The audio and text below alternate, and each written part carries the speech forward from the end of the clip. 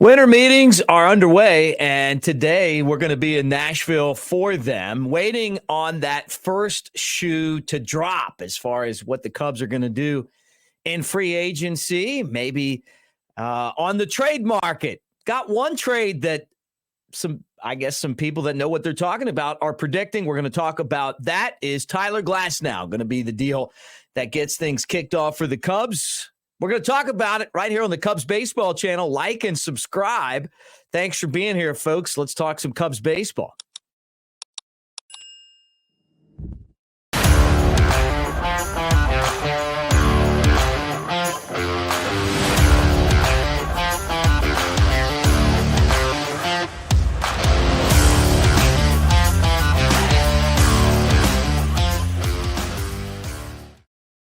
What he said, guys, I'm Mick Gillispie, and it is great to have you guys here with us on the Cubs Baseball channel as things get started. Winter meetings in Nashville, Tennessee, Music City, where the Cubs and the rest of baseball are together, and maybe we have some trades in the works. One of those trades that Bruce Levine, who's from 670 The Score, does work for the Cubs TV network, is predicting is that the Cubs will make a deal for Tyler Glasnow of Tampa Bay. Now, Tyler Glasnow, we've talked about him on this channel before. He's a strikeout machine. He's got electric stuff, but 120 innings is the most he's thrown in a long time, and that's not a whole season. You know, he's constantly dealing with nicks and injuries and out of the lineup.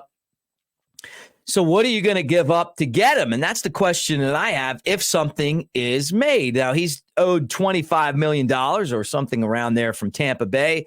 And sadly, the Rays don't have the money to pay him. We've seen him before, you know, his time with Pittsburgh, and he's definitely an elite type of arm. So for the Cubs, if they make a trade for him, they got to figure out how to make sure that he stays around and he's more productive, right, and not hurt. Also, what are they willing to give up? The Tampa Bay Rays aren't making deals for anyone, with anyone, unless they're going to get something pretty good in return. You know, and I talked about this before.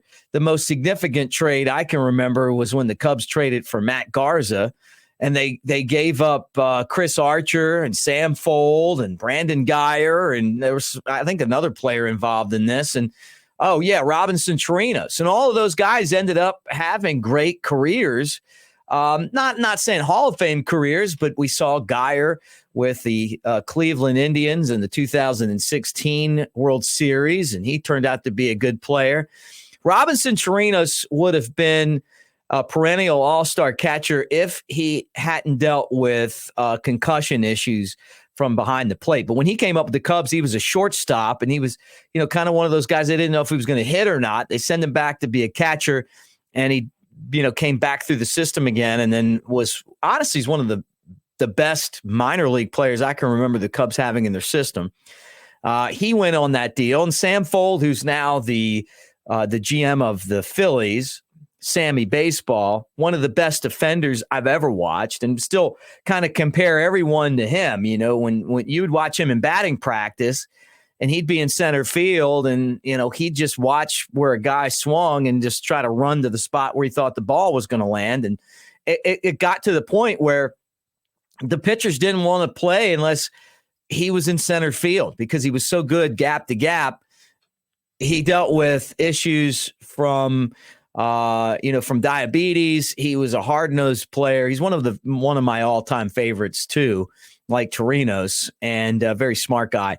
He was on that deal. And then Chris Archer, who the Cubs gave up. And when Theo Epstein took over, he would have loved to have had Chris Archer as one of the anchors of the rotation.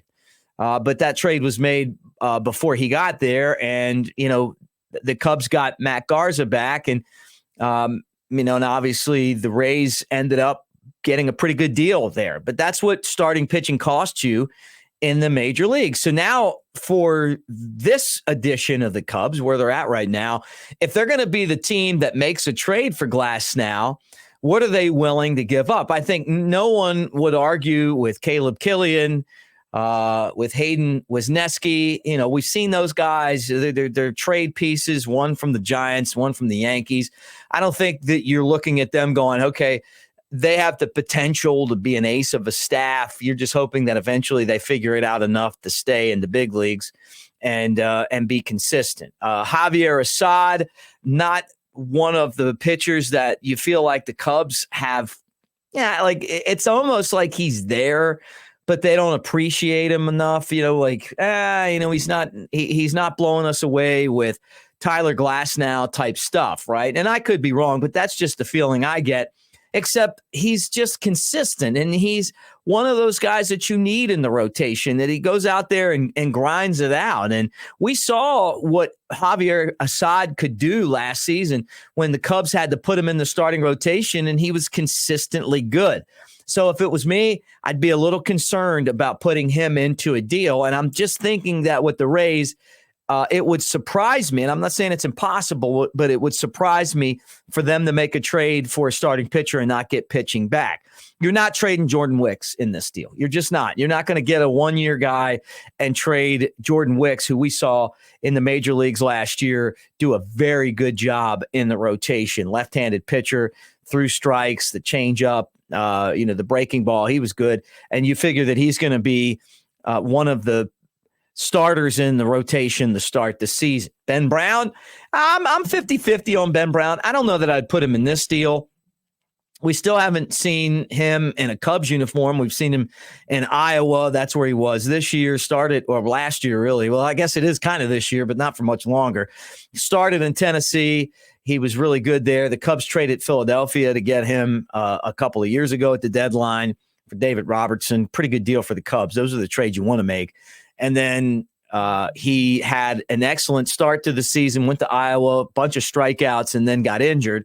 And then that slowed or stunted his growth to the major leagues, right? I say Cade Horton, every time we talk pitching, they're not going to trade him in this deal.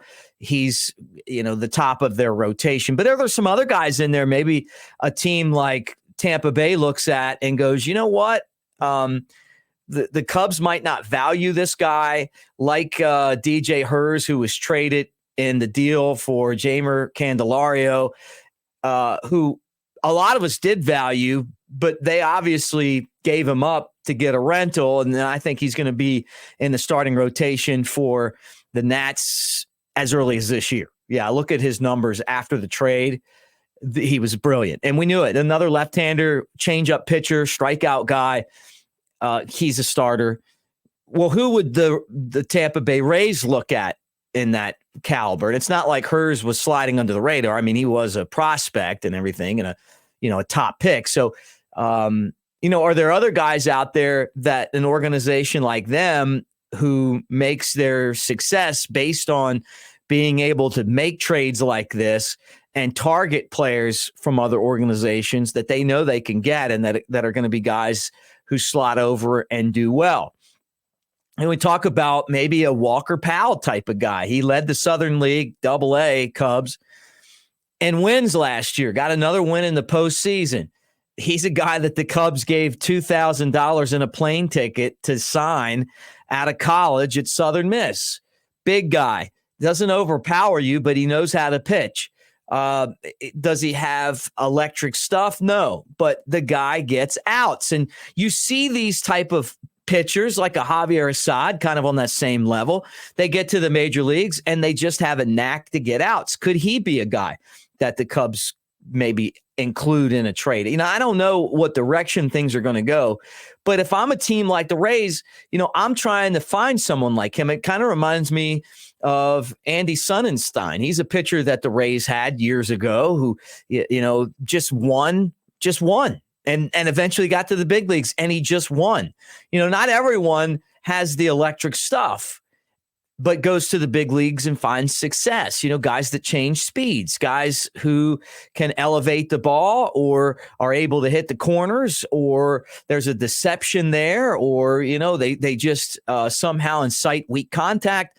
I'm sure that the Rays are scouring the Cubs system right now for pitching. Now, on the other hand, if they were willing to say, hey, you know what?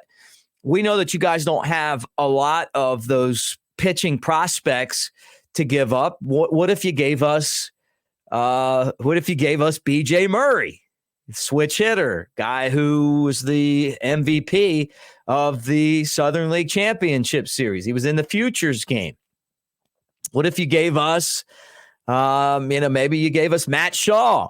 He was a shortstop in college, and you might sign a third baseman, and where's he going to play? You got a second baseman, you got a shortstop, maybe thirds open for him. We'll see what happens there, but maybe they would be willing to give him up. That'd be a pretty high price, but if you equated what we saw at the trade deadline in a deal like this, and I know that the stakes are different and all of that stuff, but nothing really would surprise me. So we'll find out. We'll jump on later today and do something live from Nashville. But this is how the day is going to start, where we're talking about Tyler Glasnow as a potential trade, just because Bruce Levine threw it out there and said, hey, this is what I think. And I've known Bruce for a long time. Yeah, he knows his stuff. So maybe that's where it all starts. If anything does happen, we'll have it for you, and we'll pop on later today from Nashville Baseball Winter Meetings. Thanks for hanging out with us. Like and subscribe. And don't forget that our channel right now is presented by the one and only Tennessee Smokies, the Cubs AA affiliate. They won their first championship this past year in 45 seasons, getting rings sized and championship videos made and all of that stuff. But they also have a team store full of great swag, whether it be stuff like this that represents the Cubs or Smokies swag. So check it out, smokiesbaseball.com/store. We'll talk to you guys real soon, and go Cubs.